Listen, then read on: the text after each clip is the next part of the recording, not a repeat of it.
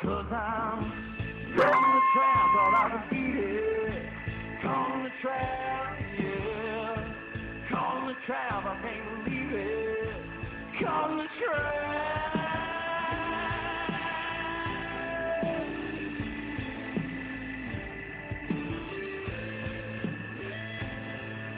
Hey y'all, welcome to the Coyote Trapping School Podcast. I'm your host, Chris Pope, and my goal is to help you get started trapping and to help you and me become better trappers. If you need trapping supplies, be sure to visit Kaatz Brothers Lures, KAATZBROS.com. They carry a full line of trapping equipment, baits and lures, as well as instructional books and DVDs. They're great people to deal with, and they'll get you set up right. Now, let's talk trapping. Hey y'all, just getting a little work in the fur shed, the leather factory, as it is from time to time. Although I did do my first, and you can't see, but my first little fur project, a little beaver koozie. I had a can, but turned out pretty cool. It's just neat messing with the fur, so I'm excited to get more of those. So I will say one thing that I think is one idea that I have that I'm excited about is doing like a fur bears of the Southeast, and so have a pillow or maybe a small blanket. Blanket may be a bad word, but almost like a little table runner or something. I haven't really pictured that out of my mind yet, but a pillow for sure. And have a small patch of fur from each of the fur bears of the Southeast. I've got most of that covered. The two things that I'm the least have is mink, which I've never caught a mink. I've only seen some down around the coast in Georgia, and I don't run across a lot of muskrats. So if you are a southern trapper, preferably a southern trapper, and you run across or trap or have in the freezer right now mink or muskrat, reach out to me, Chris at Coyote Trapping School, or send me a message on Instagram or Facebook. I'm definitely interested in those. So otherwise, this is a recording that actually an interview I did with Jeremiah Wood of TrappingToday.com, and we kind of did a dual interview. He asked me some questions and I asked him some questions. So this posted on his podcast probably a couple months ago, and so I wanted to give it a little bit of time before I posted it. So some of y'all may have heard this. If you don't listen to the Trapping Today podcast, be sure to listen. Although be sure before you listen, be sure to go to iTunes and leave a rating and comment before you listen for Coyote Trapping School, before you listen to Trapping Today. But Jeremiah's a good one to keep up with too. Get a little, if you're from the Southeast, get a little different, a little bit of that Maine action, a little bit of kind of Yankee experience. There's a little jab for all you northern trappers in there, all in jest. But anyway, hope you enjoy this, and so you'll hear some stuff like talking about my Texas trap line that you've already heard the results of, but it's pretty. I like talking with Jeremiah, and I just like talking with anybody that's involved with trapping and the fur industry. So hope you enjoy this, and good luck on the trap line. Me and Chief are slowly getting the trap line out. We caught a possum yesterday. That was our first catch, but we're only running a handful of traps. Trying to get a deer killed before deer season goes out so we can have the freezer full for this coming year. And other than that, as soon as deer season goes out, we're going to try to hit the trap line pretty hard. So stay tuned for more semi-live trap line action.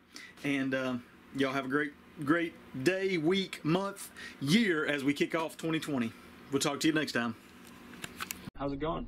I can't complain. I am glad. I guess I could complain. We've been under a heat wave here lately. I think we set a record for days in the 90s for the year, but it's finally breaking. Hopefully it'll stay that way. It's either too much rain or too much heat down there.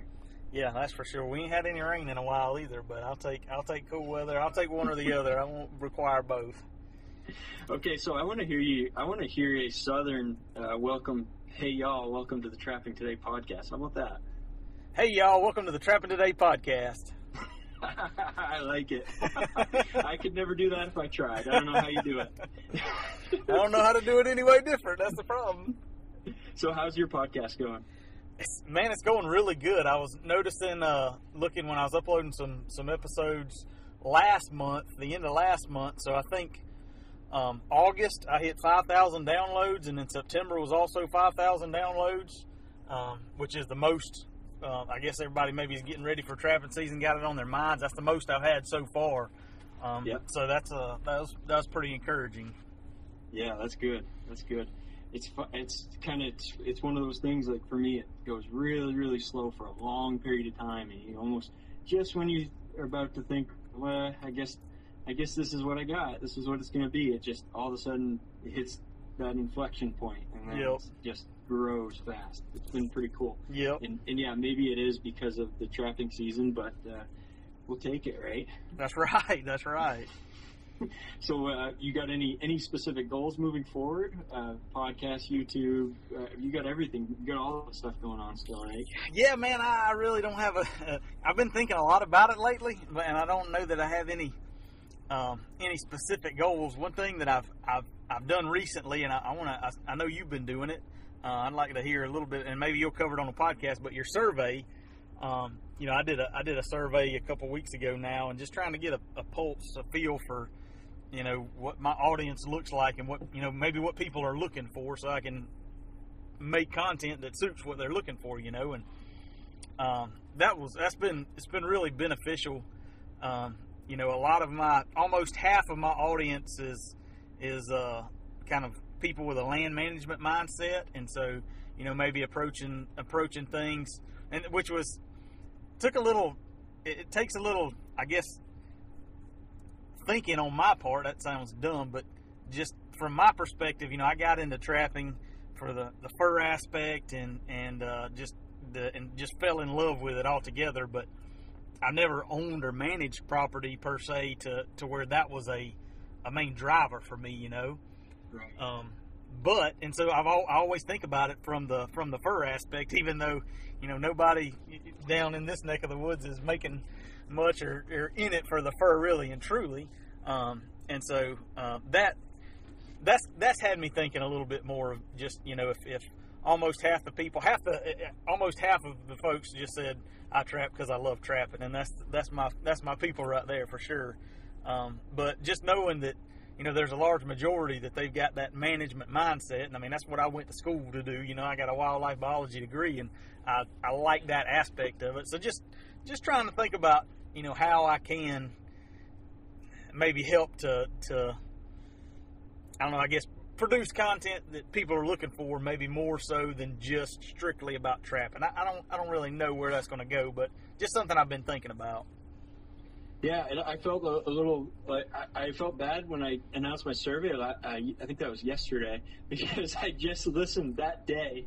I listened to your podcast when you mentioned something about a survey. Oh man, I felt like maybe Chris thought I was copying him on a survey idea, because it is a good idea. But I just put it out last night, and I've got 30 some answers so far. So it'll be quite a while to get some really good results, but I'm just looking at them right now. Just initially, my thoughts would have been more people in the Northeast listening to this podcast. Yeah. It's actually spread throughout the entire United States. It's kind of surprising how many different states and Canadian provinces so far. And then another thing that I noticed that was really cool, so far about a third of the people have been trapping between 1 and 5 years. So we've got a lot of younger, more beginner type trappers. Yeah, that's one thing that, let's see, I was pulling my stuff up. So I had half. I like the way you worded yours a little bit better than mine. I didn't put a time frame on it, but half of the folks that answered my survey said they were an intermediate trapper, so they run a small trap line. The way I had it worded, they run a small line every year, but have room for improvement. And heck, I fit right in right in there amongst them. So, and then a third said a beginner setting a few traps, but struggling to make catches. So, yeah, that is interesting. One of the things you might find interesting, of the fur bearers you trap, which do you spend the most time targeting, coyote is way ahead of the pack. Yeah. 44% so far. That's what I had. I've got coyotes, all predators, beaver, otter, raccoons, and coyotes is 32%, and then all predators is 57%. So yeah, so a lot of the all predators would have been probably coyotes if they had to pick one. That's right. Yeah. Huh. Well, that's good. It is really interesting, because over time you you develop ideas and you get emails from people and stuff, and you think you kind of know your audience, but this is really the way to find out. It absolutely is. I after I sent the survey out, I sat back and thought, man, I kind of wish that I'd spent a little bit, because I thought about it and sent it all out within like 10 minutes. And yeah. and then I got thinking, man, I probably should have thought about that more. So I actually went back a few minutes after I sent it out and added the location question. What part of the country are you in? Yeah. But yeah, it's I think definitely. I'm going to probably do one every year. I think it's a good idea just to do an annual survey and just stay up to date with where the audience is. Yeah, I agree. I think you're right. It's such valuable information. So you're spending a lot of time on the podcast. So Instagram. I got a new phone. I broke my phone a few months ago, and I got a new phone. And this is how much I've used Instagram. I have not downloaded the app yet on this phone. So what's going on there? Is it still? Should I come back? Is there still stuff going on? I think so. I mean, I think with Instagram, I'm kind of seeing the same thing with the podcast. Is at the end of last trapping season, I plateaued at like 9,300 followers. Every day, if I'd gain some, I'd lose some. Not that I look at it every day, but I just noticed I thought I was on track to break 10,000, and it just nothing all summer. And then lately, I've started getting, with every post, I'll get 2 or 3 or 4 more followers. So it seems like overall, folks are tuning back in. That being said, and we're not really talking a whole lot about trapping, but I still get probably as much or more comments and interaction on Facebook, because I just share what I post on Instagram right to Facebook, and I still get so much more comments and interaction, like I say, on Facebook, that it probably warrants spending more time there, honestly.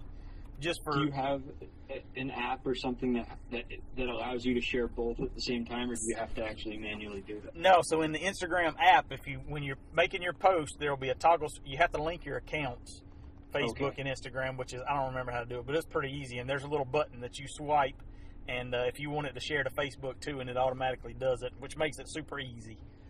Yeah. So in YouTube, you got, I was looking today, you got like 300 something videos on there. That's still going well? Yeah, it's still going. I've just been posting the podcast through the summer. Those video counts really get bumped up with the daily trap line check. So. Oh yeah, I bet. But I've been thinking about a little bit about that more, of how, not only just doing the podcast and then the trap line checks, but putting. I've almost debated about like remaking some of my older videos about, I've got some beaver trapping, snaring videos that have been on there for 5 or 6 years now, and I don't know that it would hurt anything if I redid a video and reposted it. So I've been kind of thinking about that. I don't know if that would help, more people see it or what, but. You mean repost the same one, or just like make a new video on the same subject? Yeah, just kind of make a new video on the same set and repost it. So. Yeah. You got 10,000 subscribers. That's awesome. Yeah. And are you still selling the course? I am. Yeah, I'm working on it right now. I'm gonna revamp that a little bit to hopefully give a little bit more, interaction. So maybe doing, especially with trapping season coming, maybe doing like a member call each week, where people, if they've got specific questions, that go there and kind of interact and answer specific questions weekly, as people are running their trap line. So. Yeah, that'd be neat if you can find the time to do it. Yeah, that's definitely going to be a struggle. I have to squeeze it in there. And now the bag. I gotta give you some early feedback on the bag. Lay it on me. I went out. I headed out yesterday. I've been using it a little bit around the house here, around the shed. And yesterday I thought, I'm gonna put the bag to the test. So I went out. I just made about 20 sets, just mock sets. I'm digging my trap beds out. I'm pounding in my earth anchors just so I don't kill myself on opening day, which is in a couple weeks. And I'll make a dirt hole or make a little flat set and put I'd maybe toss a little bit of bait or a little urine on and see if we get any visitations. Yeah. And so I took the bag and I'm going to load this thing up, because really, when you look at the bag, it's the handles and the material that the bag is made of is pretty thin material. Right. So my initial thought is, well, is this really going to hold up to heavy pounding? And so I beat on it pretty good. I had 2 big sod busters in there. I had 2 different drivers for earth anchors. Had a couple dozen earth anchors, a sifter, some urine, some lure, and a cordless drill and a couple of drill bits. And I pounded that thing in and out of the truck and on the ground and back and forth, and I haven't seen a scratch on it yet. All right, you had me worried there for a minute. That's good to hear. So, what is that stuff? Is it just a kind of a standard material that you decide to make it with? Did you test that out? So it's vinyl coated polyester. I think is I always get it mixed up, but it's vinyl coated polyester, and they actually make it in different thicknesses. And so when I ordered actually a sample of a whole bunch of different thicknesses, and ordered I ordered 3 different thicknesses to see. I wasn't sure exactly what would fit the bill best, and kind of went with the middle weight. And I can't even remember what the weight is on it now. I think it's in millimeters. But anyway, or I can't remember. But anyway, it's the middle weight. And there is a thicker, a little bit more heavy-duty material, but I made the bag out of that material just like it's made now last year, and that's what I trapped with all last year. Took it to Ohio in the freezing cold, and then trapped with it all last year, 60-plus days of trapping, and it held up. So that was what I was basing it on. That was your test. That was my test. So. And honestly, so I've been thinking about the idea for a long time, and I've actually made one of those bags out of a heavy canvas material, and I saw one of the Montana Trapper bags that like Minnesota Trapline Products sells them, and I think Andy Weiser, he's got a bag that they make for him, but it's that. And it was made out of that vinyl coated polyester. I didn't know what it was to start with, but I saw it, and so I started kind of Googling because it's kind of a rubberized material, and it's not supposed to be brittle when it gets cold and things, and so that's I was trying to figure out what the optimum material would be, and I saw that bag, and those bags aren't made anything like my bag. They're made kind of a bucket style steel, and so I said, man, that seems like a no-brainer. So that's kind of how I came to that material. Yeah, so for folks that aren't familiar, it's the short liner bag that Chris makes by hand, and the thing that got me interested in it is the size. It's the right length to hold basically everything that doesn't fit in a bucket, right? That's right. Or any of the other trapping bags that I've seen on the market, or tool bags that you buy from Lowe's. You always got some handles hanging out of the bag, and that was always just a nitpicky thing, honestly, but it was something that I felt like I could improve on, and so that's what the main impetus for the bag was. I want all of my trapping supplies to fit inside this bag, or my trapping tools.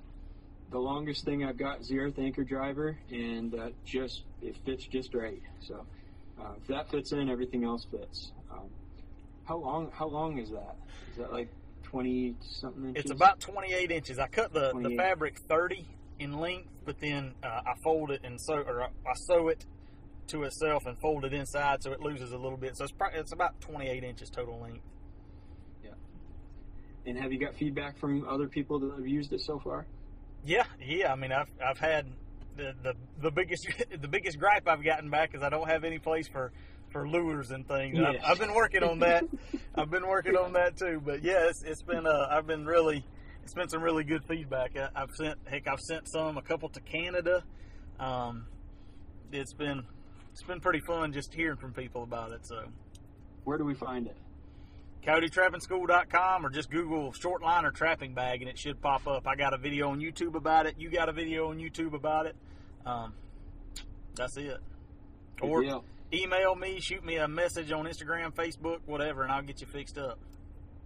Awesome. So your plans for the upcoming season? Hopefully catching more coyotes than I have lately.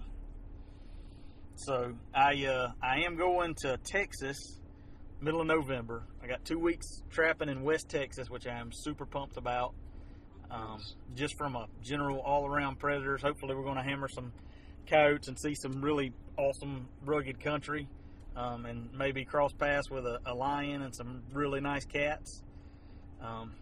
But that's one thing that I've been doing over this since last trapping season. I've been really trying to study trapping more and seeing where I can improve, because I don't feel like I am where I want to be so far as what my catch is. So I read O'Gorman. I ordered O'Gorman's book and his updates, and ordered the guy in New Mexico. I can't remember the name of the book now. Lucero. Yeah, Lucero. James Lucero. Ordered his Master Wolfer book and Clint Locklear's Eastern Wolfer book. Just really trying to study how these pro guys, how do they break down and target catching coyotes. And I think we probably, at least from those guys' perspectives, a lot of us overthink the trap line and trapping coyotes is my major takeaway. Yeah, absolutely. One of the things, I had a guy named Eric Martin on the podcast a few episodes ago, and I think he hit the nail on the head. He said the common theme that he sees with all these guys, and he took instruction from O'Gorman and Bob Wendt, and some of the other guys, and he said the one common theme among all those guys is complete and utter confidence in their abilities, unshaking. So there is no doubt, and we oftentimes, I think, guys with less experience, we tend to second guess and doubt ourselves instead of just moving on and putting in another set or going to another area or the weather's pretty rough and there's not much here, whereas the pro really puts his head down and carries on. I actually, it's funny, I just listened to that podcast today, and what he was talking about of your volume, the way you're going to catch more is you don't sit there and tinker with your sets that you already got out. You put more sets in. Yeah. So that's good. Yeah, and I always pick things up. I don't know. It's probably because I don't know if it's a short attention span or my memory's not that good or what. But I've got my favorite trapping book is High Rolling Fox Trapping. A Decade Later. That's the O'Gorman Fox book. Yeah. And I read it every year, and I read it because I haven't even fox and coyote trapped for years until this year, but I always pick a little something up, and really it's the mindset.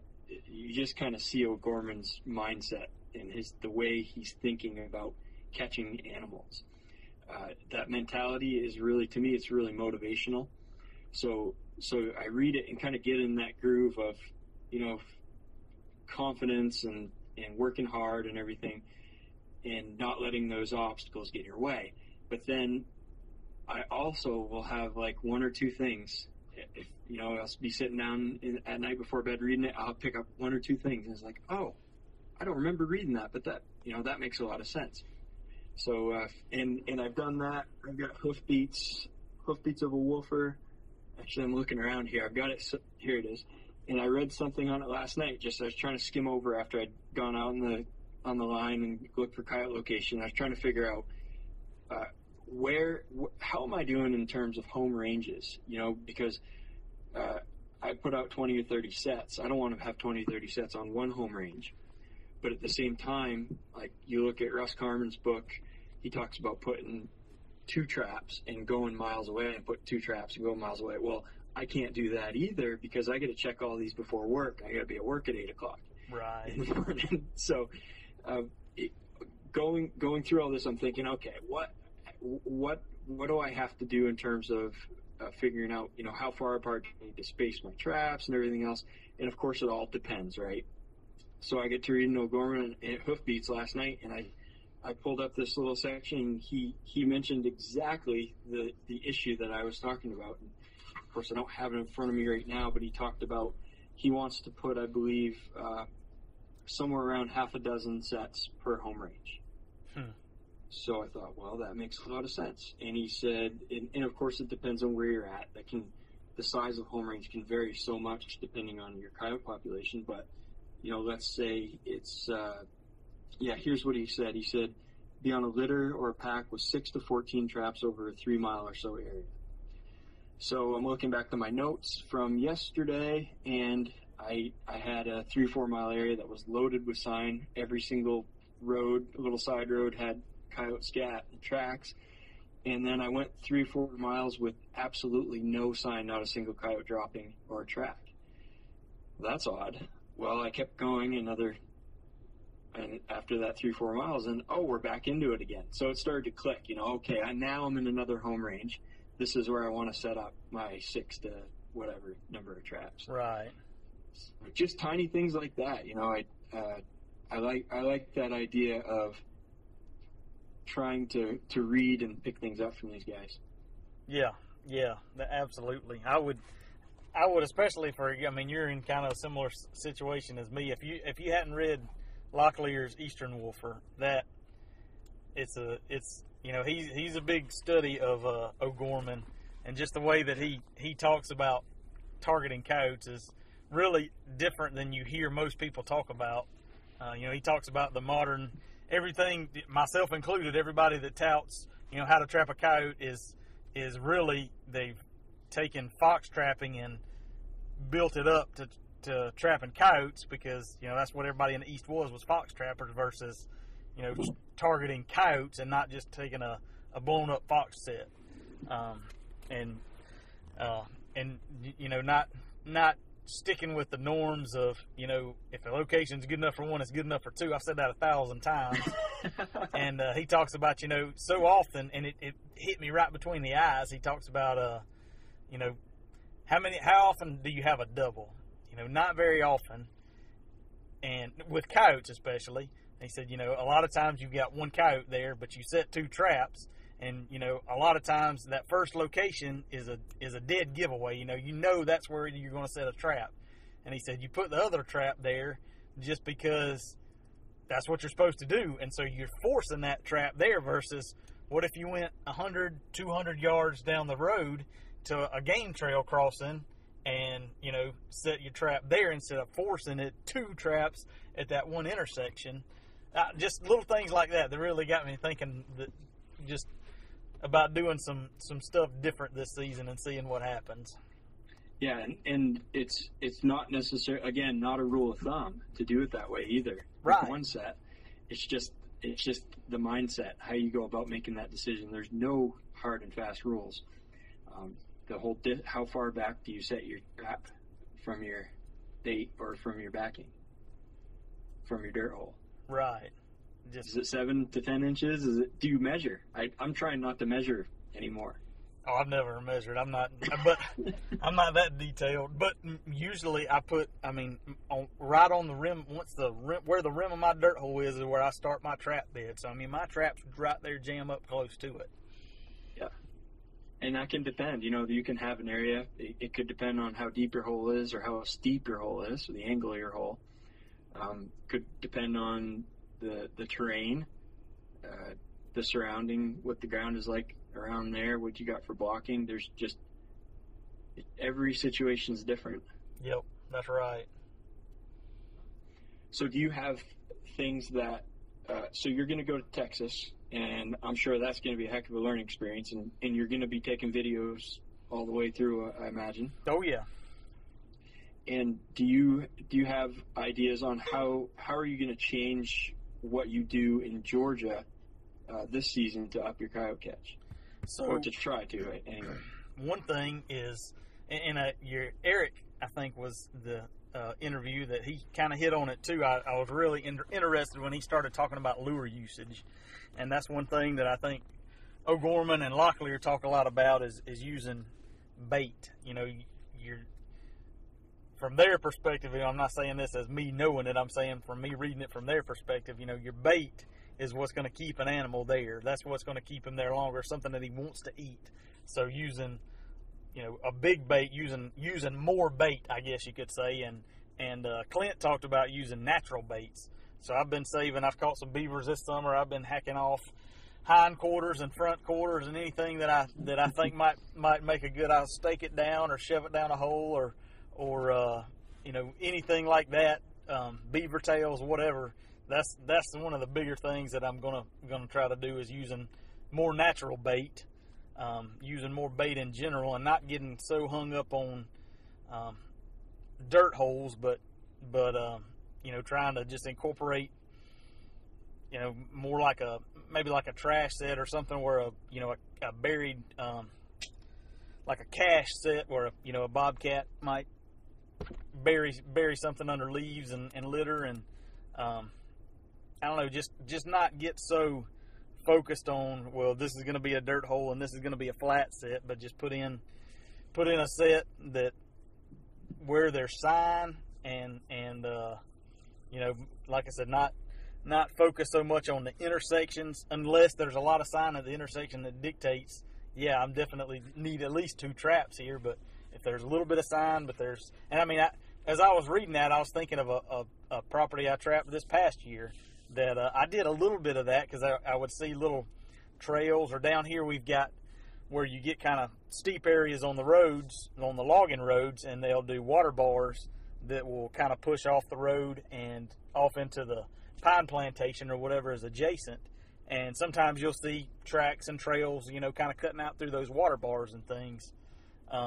So just looking at location a little bit different and not forcing, the major locations, but trying to set up, any good looking location if there's sign there, and if it looks like a reasonable location, then don't second guess it. Throw a trap in there and see what happens.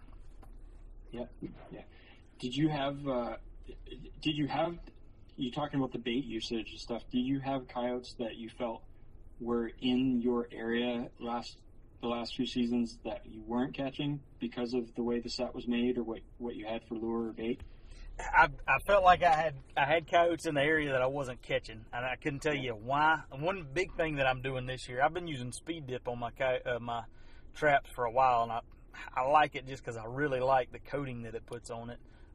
But with the odors of it, it's got me a little just wondering if that has anything to do. So I'm changing that up. I'm actually painting all of my traps with Rust-Oleum this go around, and probably will dip them in Full Metal Jacket before using them. But so that's a big thing. Trying to get, one of the other things that I noticed was, using your time effectively. So trying to put in sets in a quick manner. And so I'm going to try using more drags this year, and especially in some of our hard ground, instead of trying to beat a stake in, a cable stake, just throw that drag out, set the trap, and then go on to the next one. Yeah. Boy, I'm jealous. We can't use drags up here. Another one of our crazy regulations. But I'll tell you what, to get on an area where the trap should be set, as opposed to getting way off of the travel way, which here is mostly the logging roads, you got to pound through some rock, and all equipment all gets beat up. Finally, I had a guy that traps local here, real good trapper. He's a good coyote killer, and he put me on to a hammer drill and a masonry bit. And this ground, you can't get a wolf fang in it. So I've been pre-drilling with the masonry bit, like a 1/2-inch bit, and then pounding in super stakes and pounding the living daylights out of them just to get them 12 inches in the ground. Dang. And then digging the trap bed out. So it is a lot of effort when it would be awfully nice if you could just toss in a drag and be done with it. Yeah, I guess so. Dadgum. Yeah, but trappers will find a way usually. That's right. So anyway, I wanted to. The whole reason I thought I'd get you on here was I'd heard that you've been to the National Convention, and most trappers have never been to one. I've never been to one. Been to local, state conventions, regional stuff, but I wanted to hear what that was all about. Yeah. So the convention was in Springfield, Missouri, which is, I guess, I don't know in the past where it's been, but one of the farthest south places that I can remember in recent years. And so I said, well, it was a pretty good drive, but I made the drive. I thought it was worthwhile. So, How far? 11 hours. Wow. Yeah. A pretty good haul. It is. But man, it was really good. I really enjoyed it, and honestly, in talking to some guys there, some of the more northern guys, I guess, some of the dealers and all, the way they made it sound like some of the conventions you get up around Pennsylvania or especially in Michigan, even the state conventions are as big as, like the Springfield convention for the national.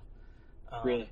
So that was one thing that's what several of them said. It was a good show. It was definitely a good show. There was a lot of vendors there, a lot of good demos, and a lot of people there. But they just talked about how much more, I guess, overall welcoming. They said you go in, I guess, it's been in Escanaba. Oh, yeah. And I've heard all kinds of good things about Escanaba. Yeah, I mean, signs all over the city about welcome trappers and, all kinds of stuff like that. And you didn't see any signs around Springfield, Missouri about anything like that. So, not that it was a bad place to have it, but just that it made me want to, it gave me the itch to go to try to swing a convention in Missouri or Pennsylvania or somewhere like that. So, yeah. But overall, I mean, I've been to a few of the southeastern regionals, and then our local Georgia one, which is at best like 3 dealers. Yeah. So it's pretty small potatoes, but. Any idea how many people went to the Springfield convention? I couldn't tell you. I don't have a clue. It was, I mean, anytime it was constantly packed and folks going in and out. A lot of vendors, and that's one of the really neat things I like about the trapping industry. I don't want to say our industry, but the trapping industry is you go to a convention like that and you got the big names in trapping that are on the backside of those tables, and you can go up and just sit down and talk with them about what issues you're having, or ask them whatever question you want. It's there's not a lot of places. They're not too important to talk to you. Yeah. I wanted to ask you about that because I did that at Olson's here in Western Maine this summer. I went up and started talking to Russ Carmen, and I tell you what, I was nervous about. I didn't want to go up and talk to him. I thought, man, this guy's this is one of the most famous guys in the trapping industry, and I walked up to him and started talking and picking his brain, and he's just the nicest guy to talk to, just like talking to you. It's that's one I don't know where else you can go and talk to the pros of the industry that easily and that readily. That's a really neat thing. So who did you run into that we might know? So I talked with which I got a couple of podcast interviews out of but I talked with Jeff Haggerty, inventor of the Hags brackets, right? Yeah. Tim and Rob Caven, Minnesota Trapline Products. I talked with Clint Locklear. The Hoosier Trapper guys, Charlie and Justin, talked with them. Andy Weiser, I talked with him a little bit about trapping cat. He gave me some recommendations on some of his lures for lion trapping. I talked with, I think it's Jim Comstock. Yeah, the cage trap guy. Yeah, super, man.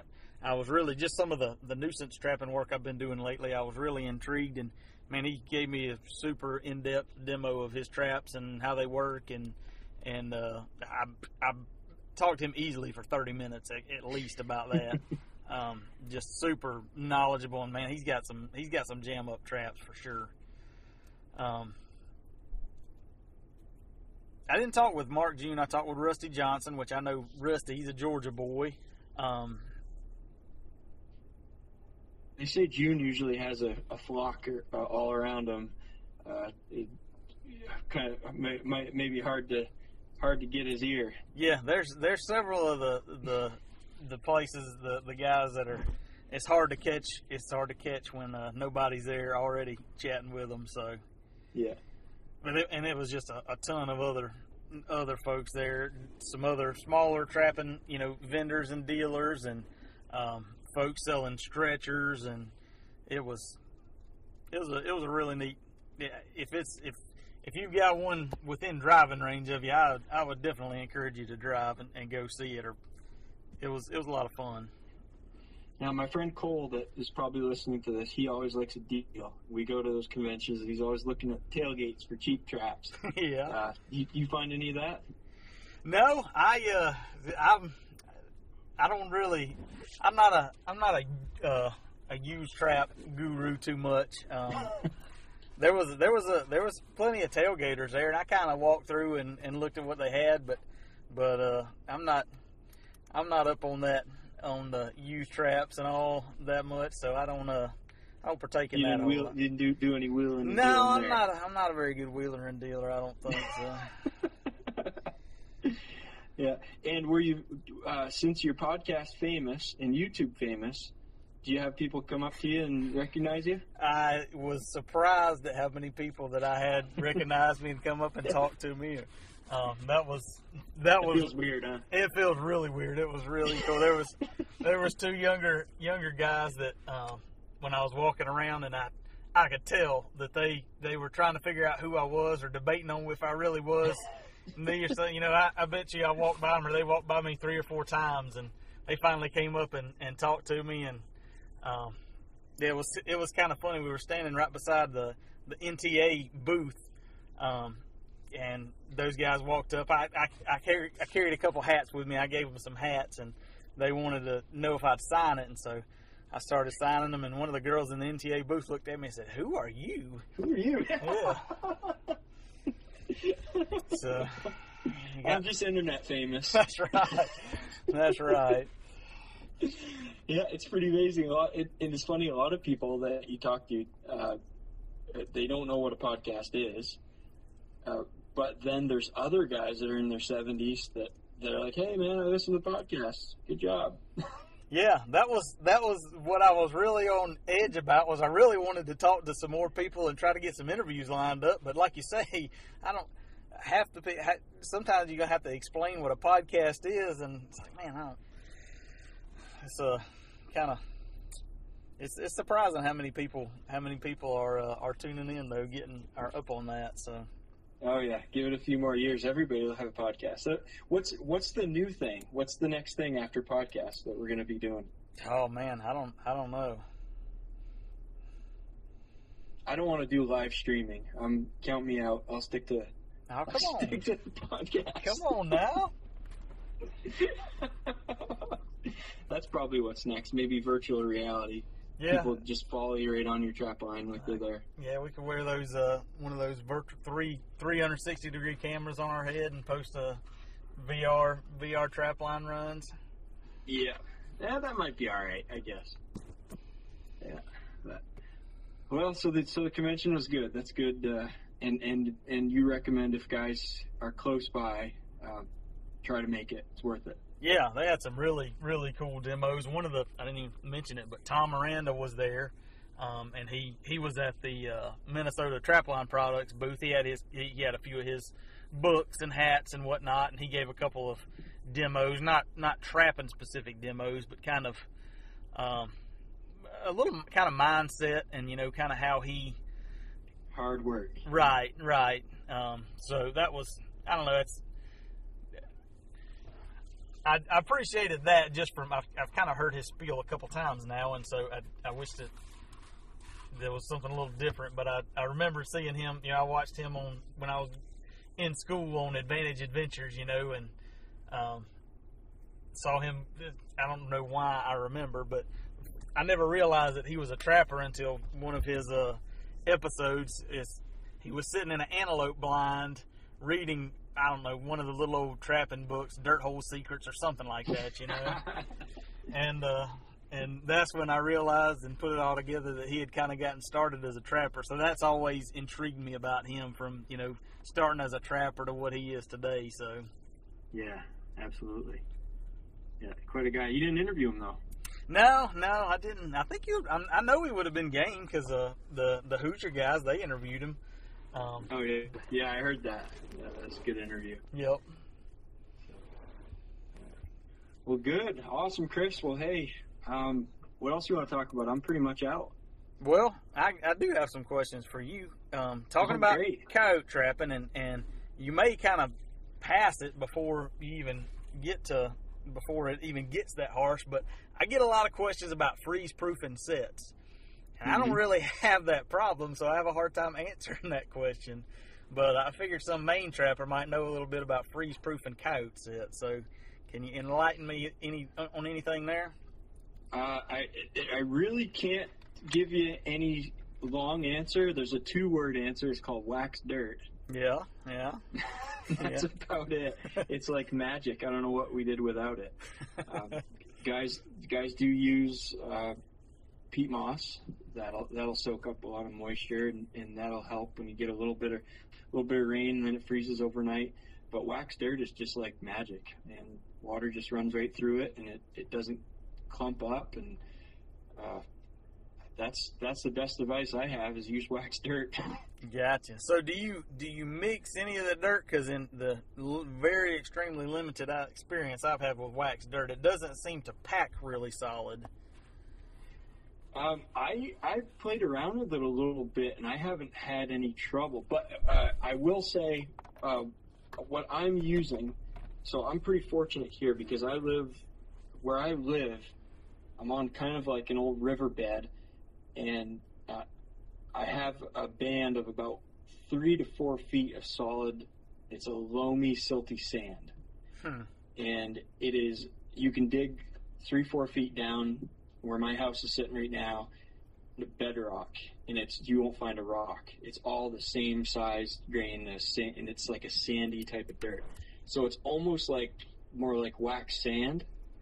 But there's also fines in it, but it's not like the fluffy wax dirt like you oftentimes see at conventions that's for sale. Yeah. So this is more of a wax dirty sand, if you will. And I've had good luck bedding with it. So, but of course I haven't done it for years. I've just started using it. So I'll be able to tell you more later on. But so far it works pretty good. I think it's just the consistency of having more of that sandy and mixed material as opposed to just a bunch of fine stuff. Right. So how much wax dirt do you have prepped for the season? You never can have enough, apparently. Yeah. Everybody I've heard from, I've put what I wanted to do initially, of course, best laid plans. I wanted to lay it out on tarp and get it in the hot sun and 80 degrees. And you can, when you buy wax it's called flake wax, but it's really like sugar. I mean, it's the consistency of sugar. Yeah. You buy it in 5 or 10 pound bags, and you can spread your dirt, and you run it through a sifter, or if you got like I have, I don't even need to sift it. And you get that dirt and you spread it out over a black tarp on a hot sunny day, which you have plenty of. We don't have a whole lot of them over here.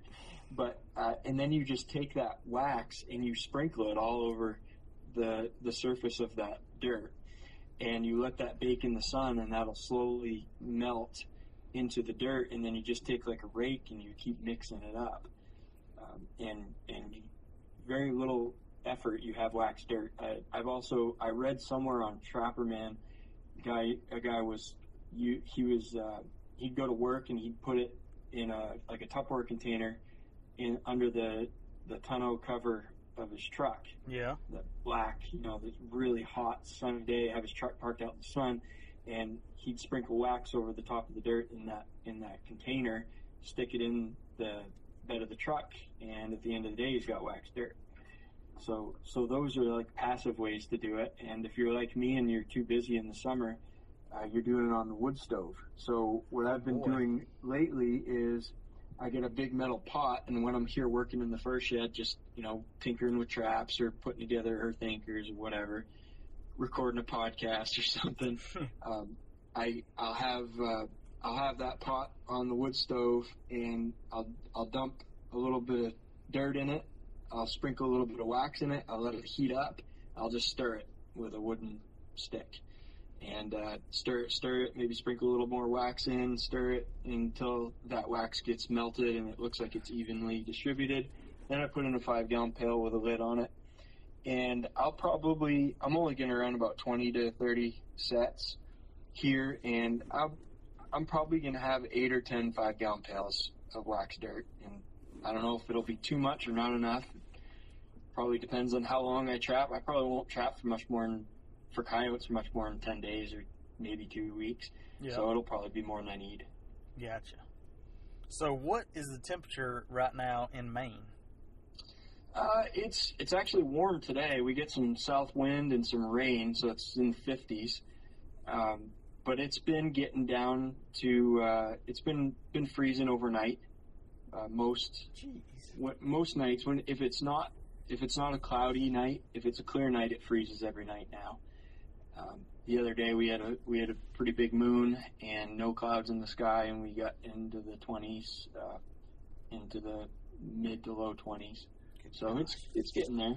Yeah, just you talking about being in the fur shed with a wood stove going. Stove, yeah. It does not sound very logical if you're in Georgia in October. Put it this way, I made a fire before I come in here to talk with you, but I let it die out because it's a little too warm to do that, to keep a fire going right now. But probably in another week, when this weather pattern changes back again, we're going to be back to burning quite a bit of wood. So gotcha. But it's that time of year. Yeah, that's right. I'm still waiting for that time of year.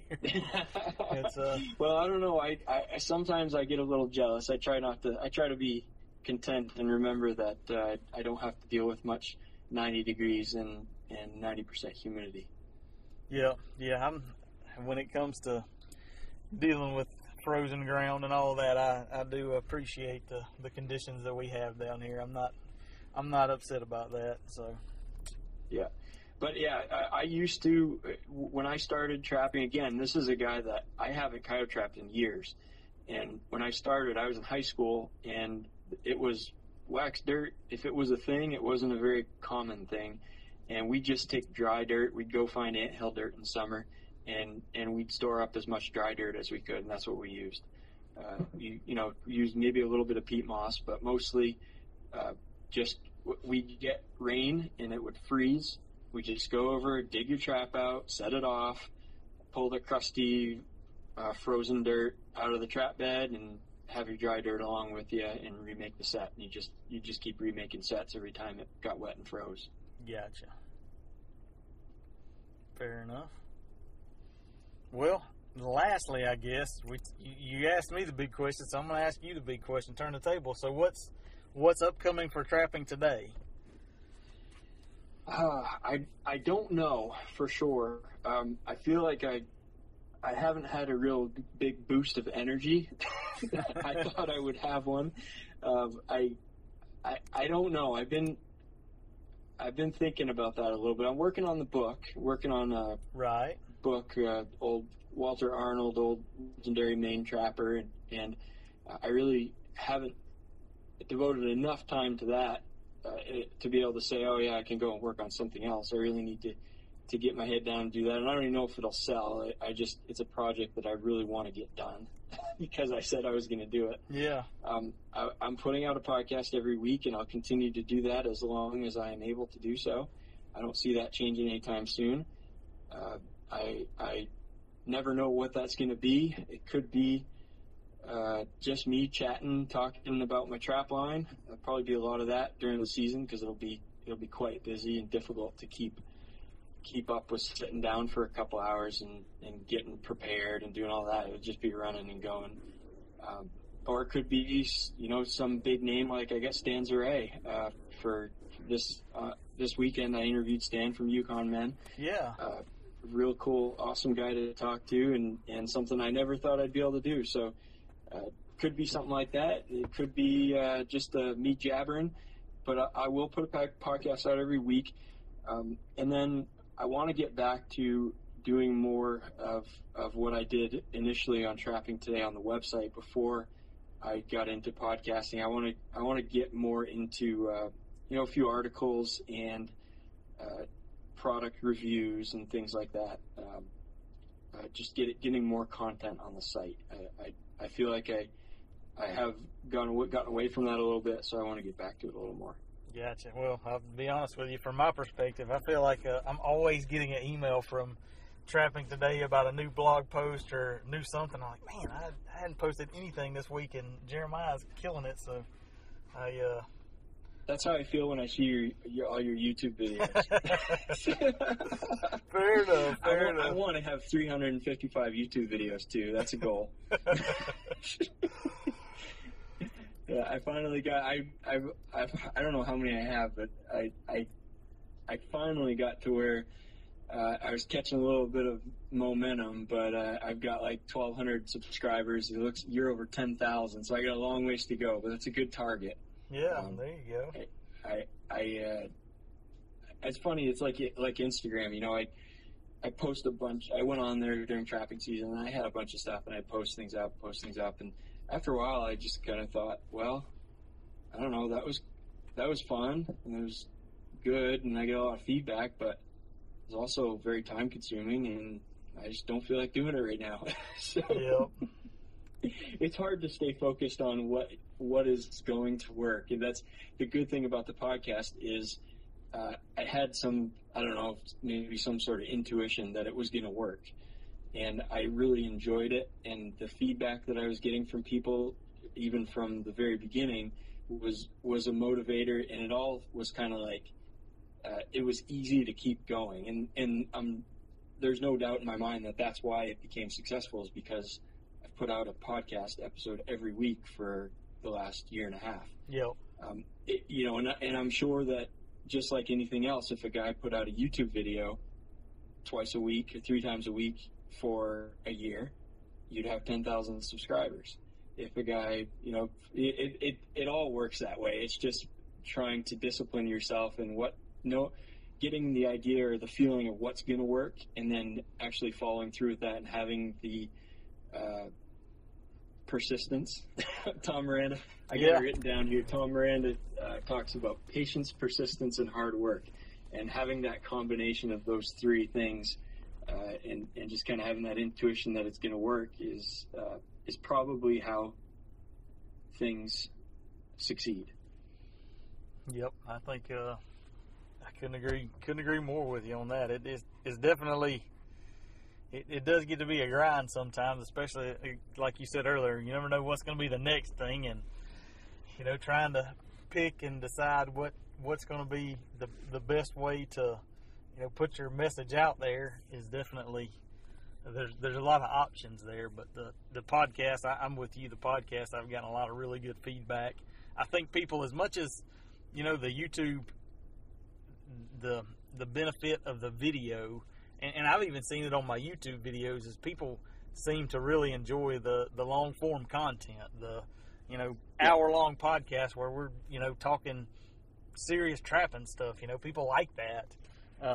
So I think I'm glad you spurred me on to starting the podcast. I only wished I'd have started sooner. So. Yep, absolutely. All right, well, Chris, thanks for coming on. We're gonna have to do it again. Maybe when you get back from Texas. Yeah, I'll be tickled to talk about it. I hope it's gonna be worth talking about. How about that? Yeah, we'll look forward to seeing your videos that you post up on all those catches or non-catches. It's still all good to follow. It's all a story, and that's one of the things that I like about you is you're not too proud to show instances where you have not succeeded, and makes a lot of people feel like they can relate to that. Because we all have that. If there are some people that don't, but I'm not one of them.